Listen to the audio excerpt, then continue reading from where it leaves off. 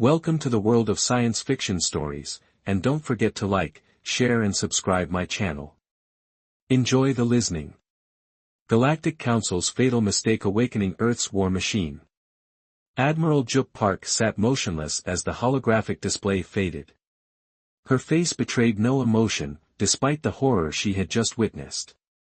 The Galactic Council chambers, with their sweeping crystal architecture and artificial gravity wells, now felt like a beautiful trap. "They can't possibly think we wouldn't discover this," she whispered to her aide, Tad Ion. "They've successfully hidden their true intentions from 17 other species before us." Tayan replied, his voice tight, "The Council believes humans are too naive to suspect anything until it's too late." The encrypted files had been passed to them by Counselor DRV, one of the few voices of conscience among the senior council members. The data was irrefutable, detailed plans to strip mine Earth of its resources while relocating humans to barren systems on the outer rim.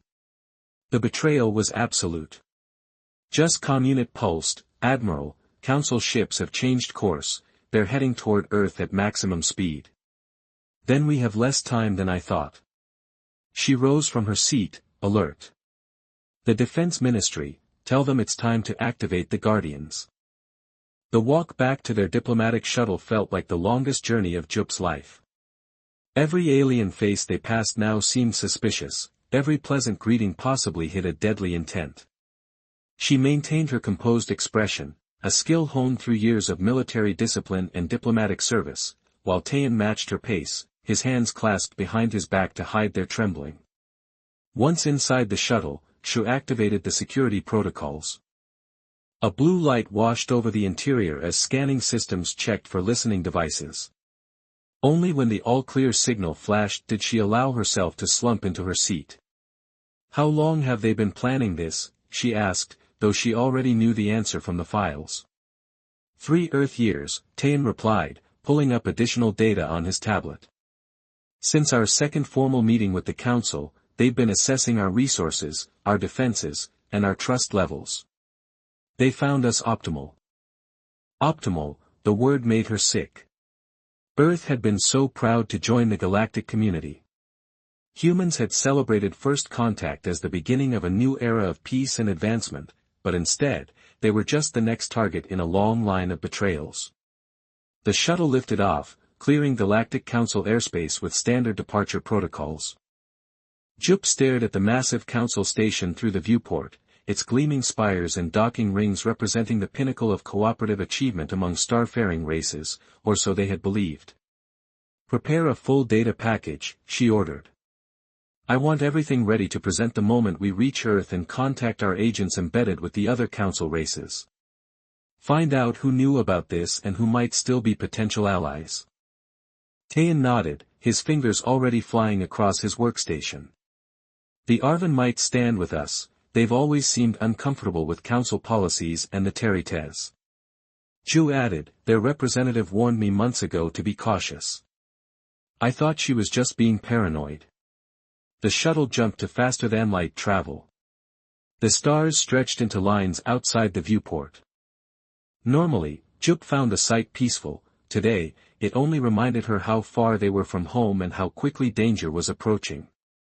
During the journey, they studied the stolen files more carefully. The Council's plan was meticulous. First, they would establish multiple bases throughout the solar system under the guise of cultural exchange. Then would come resource assessment teams with permission to conduct harmless surveys. Finally, when everything was in position, a massive fleet would arrive to escort humans to new worlds while specialized ships began the systematic dismantling of Earth's resources. "They've done this before," Tayan said, scrolling through historical records buried deep in the files. "The Centauri system, the Regans, even the Proxima colonies, are all gone now, their populations scattered, their home worlds stripped bare." Jup's jaw tightened.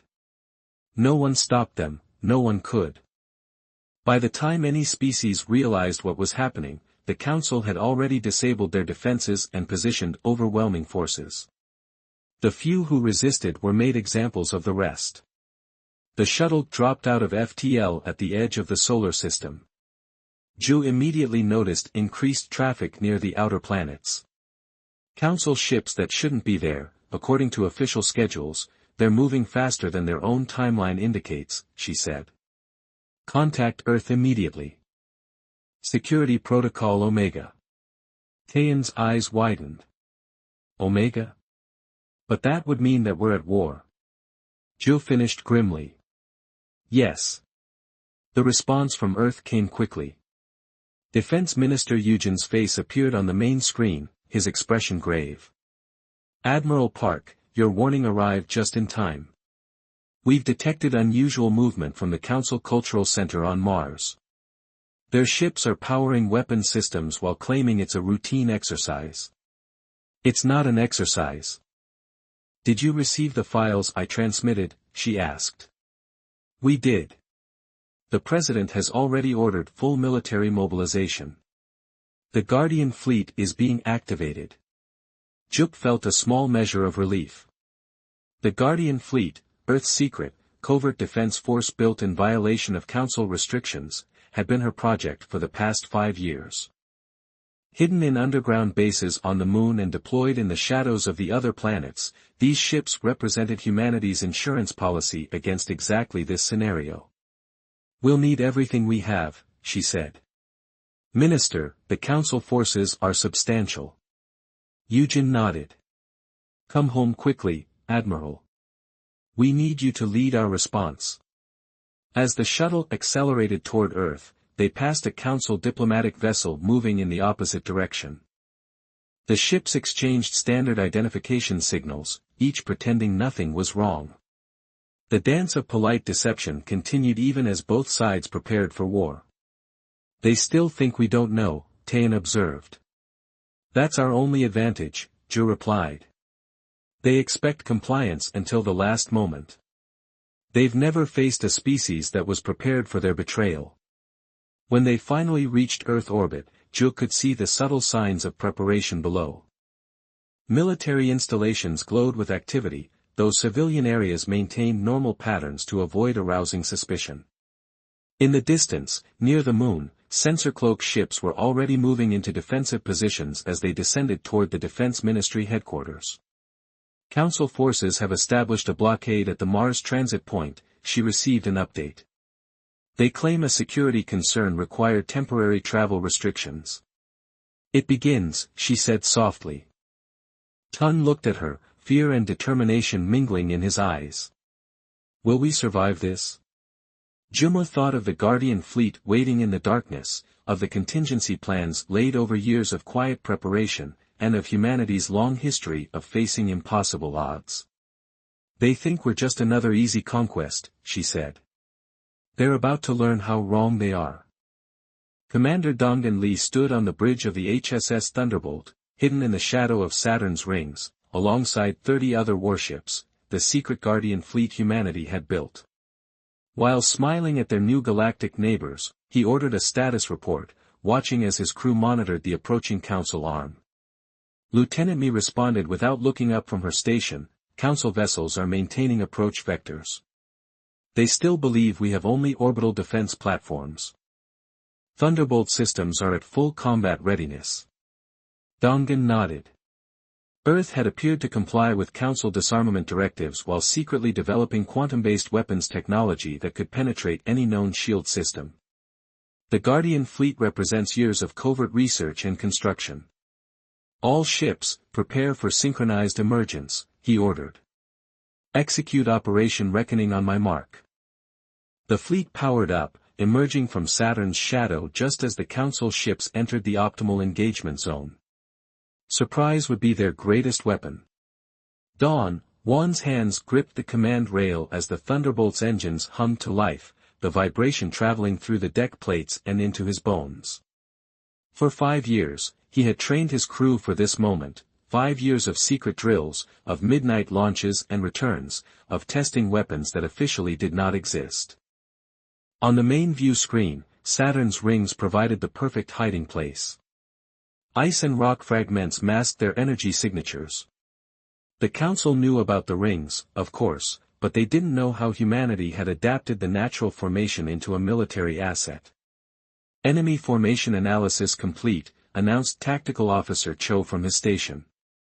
27 capital ships with fighter support.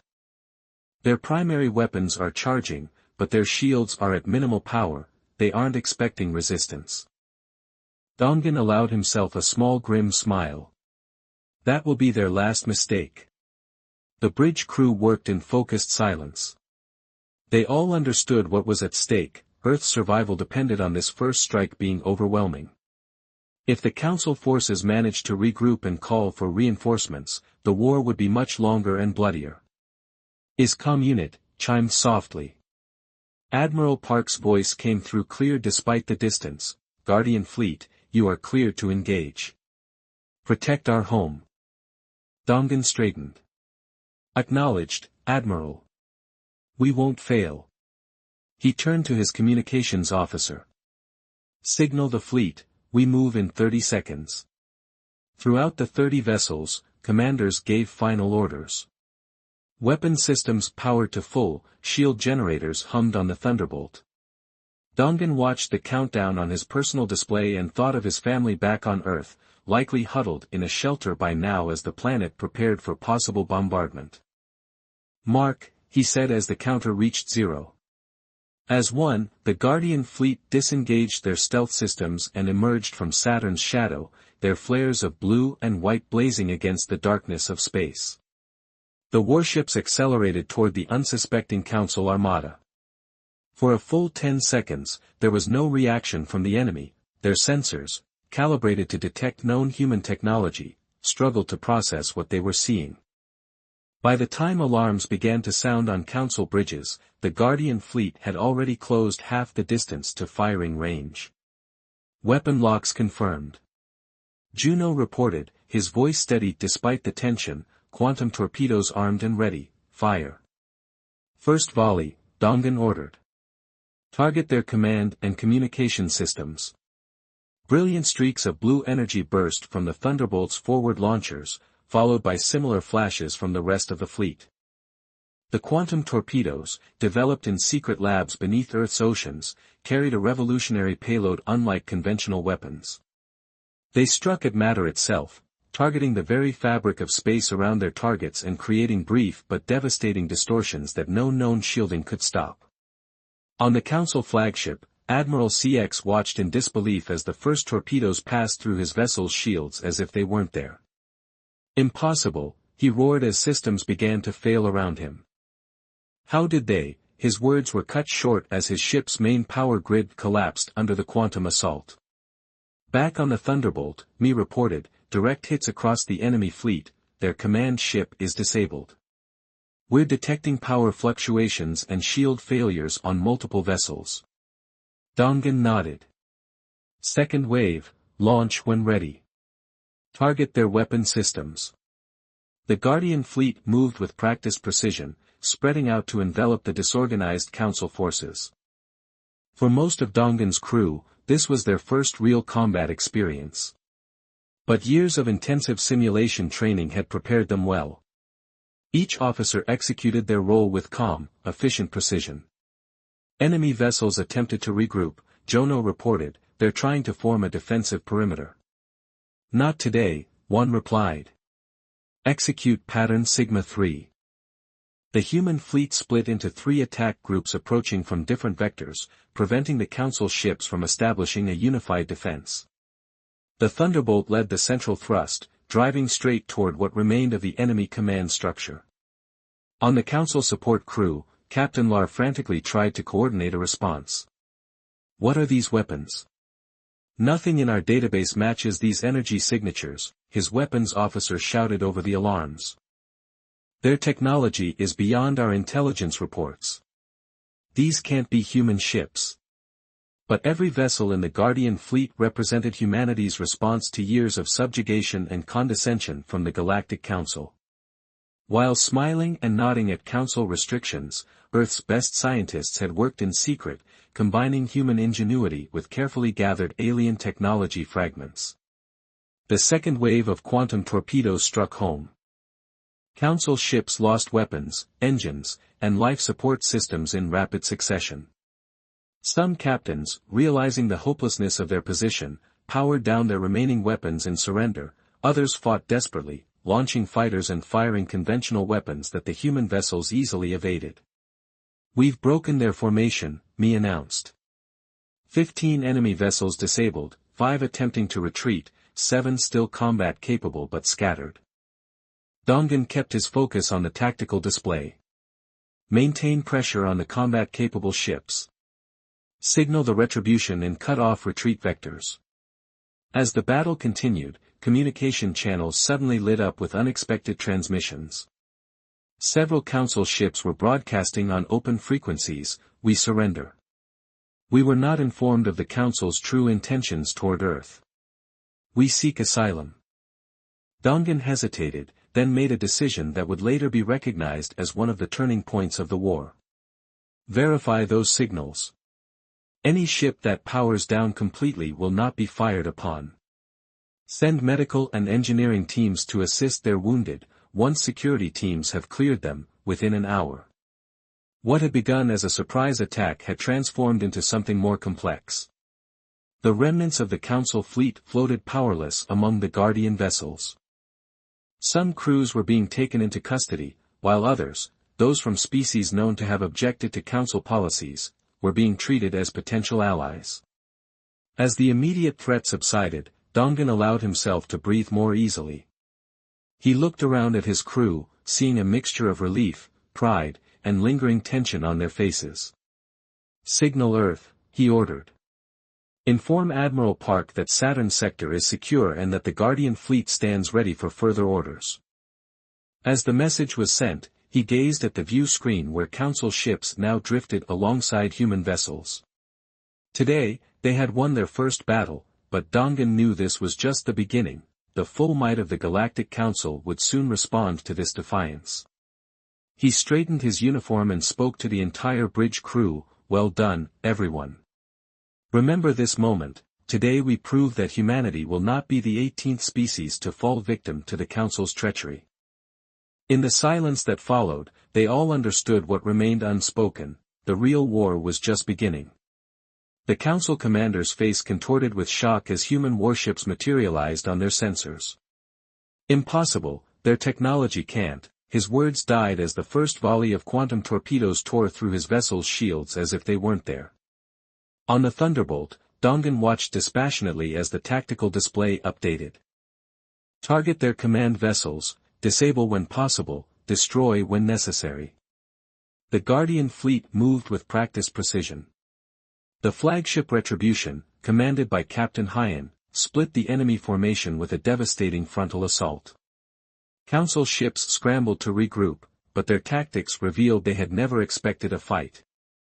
"Commander Mi," called out one voice, "3 Council species are withdrawing from battle. They're broadcasting on open channels that they refuse to participate in an unjust war." Dongan allowed himself a small smile. "Send the diplomatic package to those vessels. Let's see if we can turn former enemies into allies." By the time the battle ended, the solar system belonged to humanity again, but everyone knew this was just the beginning. The battle around Saturn unfolded with terrifying speed. On the Council Dread, inevitable dominance, High Commander Zeno struggled to comprehend what was happening. Warning signals flashed across every console as more human ships emerged from hiding. "Shields at 20%, shouted his operations officer. "Multiple hull breaches on decks 3 through 7. Zeno slammed his fist on the command console.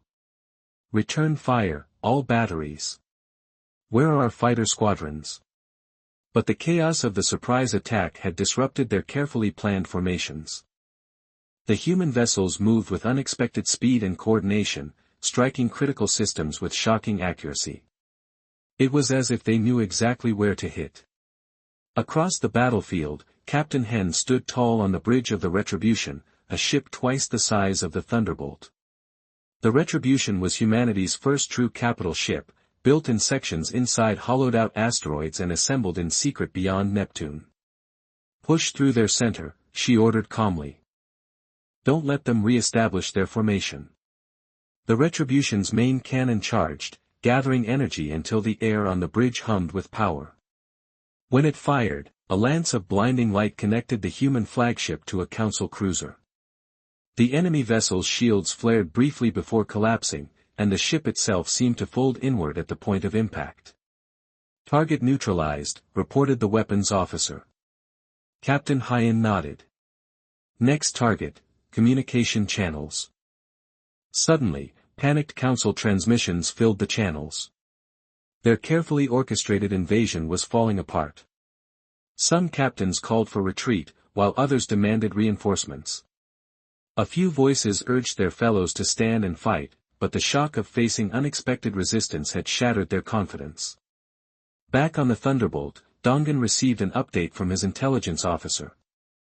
"Commander, we're intercepting Council communications. They're calling for their secondary fleet to divert from Jupiter. They have ships waiting there to blockade Earth. Inform Admiral Park." Don Juan replied, "Alert Captain Suanwu, the Vengeance Group needs to intercept that fleet before it can regroup with these forces." As orders flowed through the human fleet, a new development caught everyone's attention. 3 distinct groups of Council ships were powering down weapons and changing course, breaking away from the main fleet.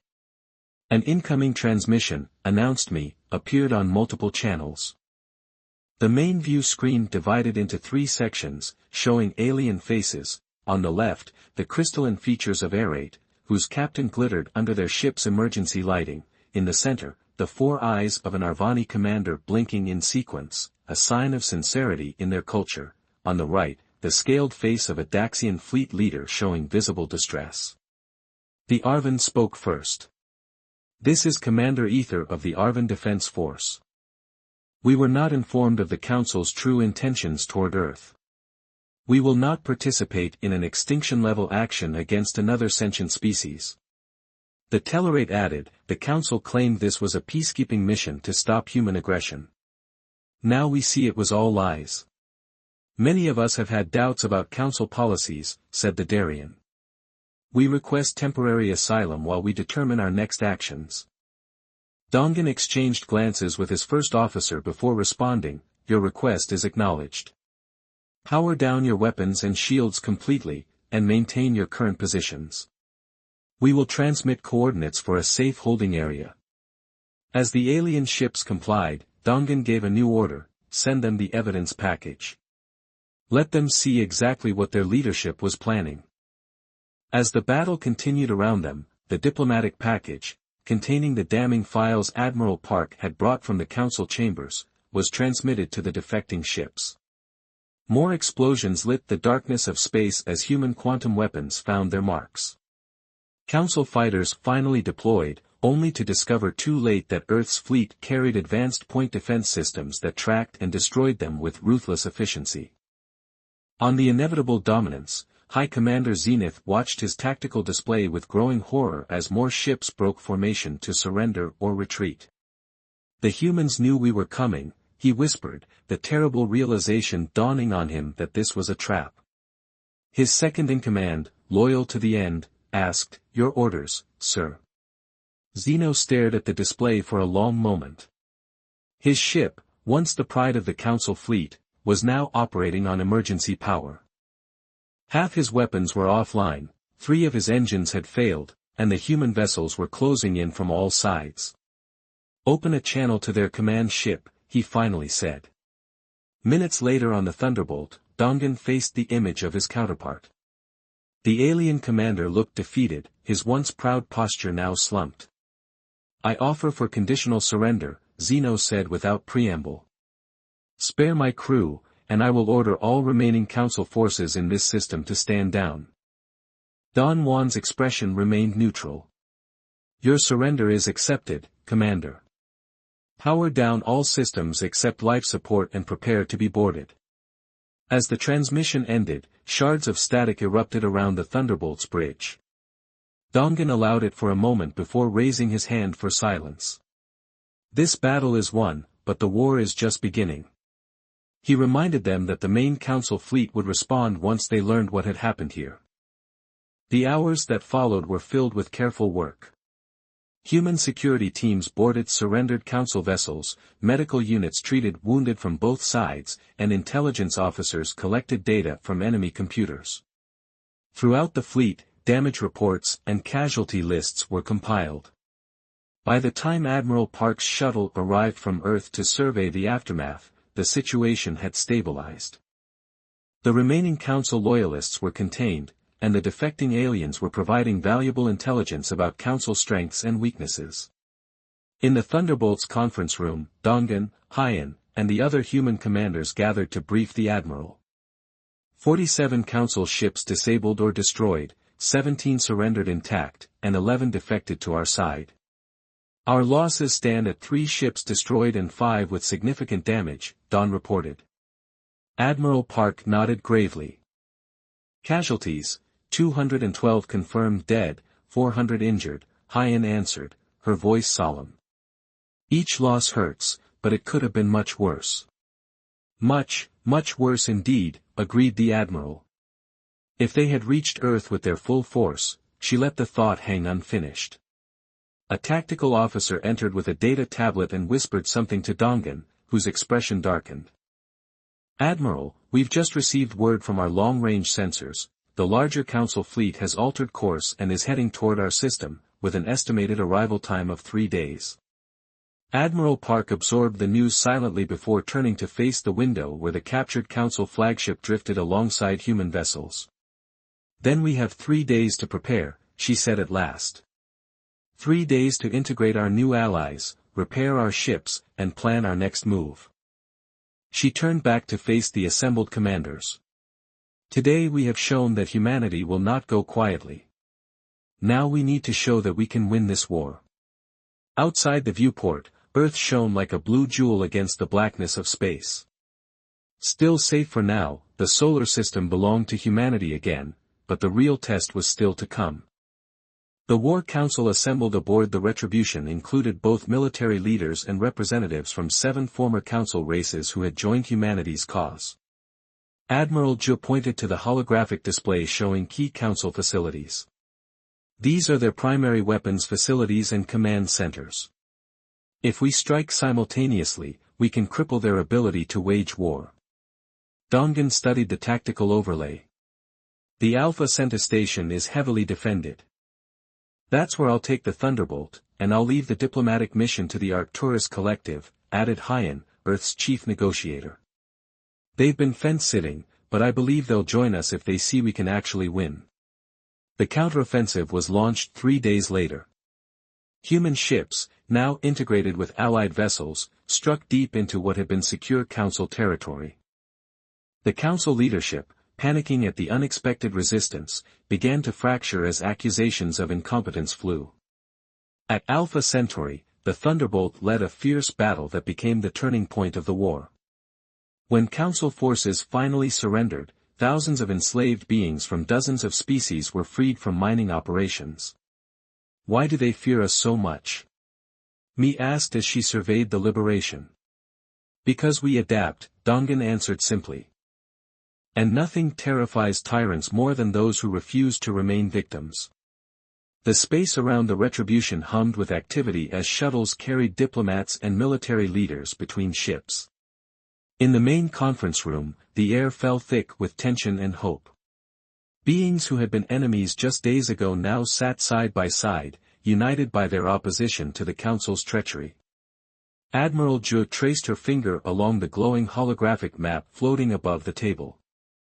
The Council never expected to fight a war on multiple fronts. Their military doctrine is based on overwhelming individual species one at a time. We can use that weakness against them. Ether, the Arvani commander, nodded in agreement, his crystalline skin catching the light as he spoke. For centuries, they kept us isolated from each other. Many species didn't even know others had been victims of similar treatment until now. The Tellarate representative clicked her mouth parts, a sign, as humans had learned, of determination. Our shipyards at the Proxima colony were converted to build Council warships after our main fleet was destroyed. We can provide access codes to disable their security systems. As the planning continued, Dongan focused on his assigned target. The Alpha Centauri station was one of the Council's oldest military installations, a massive structure built into an asteroid at the edge of the system. Intelligence suggested it served as both a fortress and a prison, holding beings from conquered worlds who had resisted Council rule. The station's outer defenses included automated weapon platforms and minefields, he noted, but there's a maintenance approach that might allow a small strike force to penetrate their perimeter. Admiral Zhu considered this a risky approach. "Commander, risk is all we have now," she replied. "Conventional tactics won't work against their numbers." A moment of silence followed before Hyen, the chief negotiator, spoke up. "The military strikes are only half the equation," she reminded them. "While you attack their installations, I need to convince the Arcturus Collective to join our cause. They command significant resources and have maintained neutrality for centuries." The Darien leader, whose scaled face bears scars from previous conflicts, looked skeptical. "The Collective has always prioritized commerce over justice. Why would they risk the Council's wrath now?" Alam smiled. "Because, for the first time, someone is successfully fighting back. Fear and profit have kept them neutral. We need to show them that supporting us is the safer, long-term choice." Over hours of intense discussion, the plans took shape.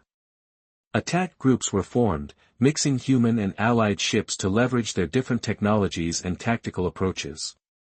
Communication protocols were established to coordinate simultaneous strikes, and throughout it all, intelligence officers continued processing data from captured Council vessels, finding new weaknesses to exploit. 3 days later, the counteroffensive began. The Thunderbolt dropped out of faster-than-light travel at the edge of the Alpha Centauri system, accompanied by 4 smaller attack vessels. Dongan stood on the bridge, outwardly calm despite the knot of tension in his stomach. "Stealth systems, engage," reported Chino from Tactical. "Enemy sensors showed no indication they had detected us." "Begin approach along the plotted course," Dongan ordered, "and all hands to battle stations." The small attack group moved silently through the system, using the radiation shadow of a gas giant to mask their approach. Ahead, the massive Council station hung against the backdrop of stars, its surface bristling with weapon placements. Detecting unusual energy readings from the station, Mindy said suddenly. "They're consistent with high-output mining equipment." Dongan frowned. "Mining equipment on a military station?" "The answer becomes clear as we move closer and our sensors penetrate the station's outer layers. What had been classified as a military installation was actually a massive resource processing center, and the fuel being processed was organic." He paused. "They are harvesting life energy," he whispered. Mi's voice, filled with horror, trembled. "There are thousands of beings inside being drained." Dongan felt cold rage replace his tension. "Change of plans. This is now a rescue operation as well as an attack. Prepare boarding teams with medical support." The battle that followed tested every skill the human and allied forces possessed. The Thunderbolt absorbed heavy damage as it provided cover for the smaller vessels docking with the station. Engineering teams worked frantically to keep shields and weapons online, while boarding parties fought their way through the station's corridors. Dongan led one of the teams himself, moving through chambers filled with machinery designed to extract life energy from sentient beings. In stasis pods lining the walls, victims from dozens of species hung suspended, tubes and wires connecting them to the central processing system. "Get them out," Dongan ordered, his voice tight with restrained fury. "Every one of them." His team worked quickly, with medical personnel assessing each victim as they were disconnected from the machines. Many were too weak to stand, their life force flickering like a dying ember. In that moment, every carefully placed comma and full stop marked not only the cadence of speech but the heartbeat of a species fighting for its very soul.